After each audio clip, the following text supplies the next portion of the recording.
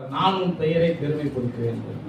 நல்லா கவனிங்க, நம்ம பெயர் பிரஸ்தாபத்திற்காக ஒன்றை நாம் செய்தால் தேவன் அதை எதிர்க்கிறார்.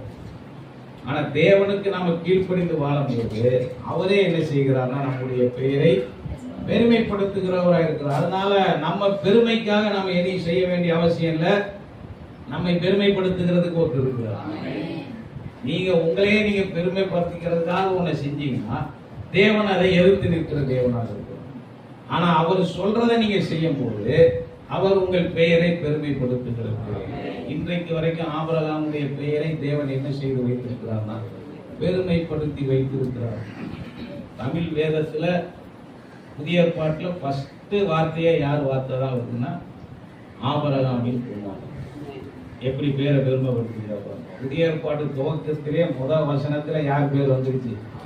ஆபிரகாம் பேர் வந்துருச்சு. இன்னைக்கு உலகம் முழுசிலையும் கிட்டத்தட்ட முக்காவாசி யாருடைய சந்ததினா ஆபிரகாமின் சந்ததி. ஒண்ணு அவன் சரீரத்திலிருந்து வந்தது, இல்லைன்னா விசுவாசத்தின் மூலமா வந்தது. மொத்தத்துல எல்லாருக்கும் அவன் தான் தகப்பன்.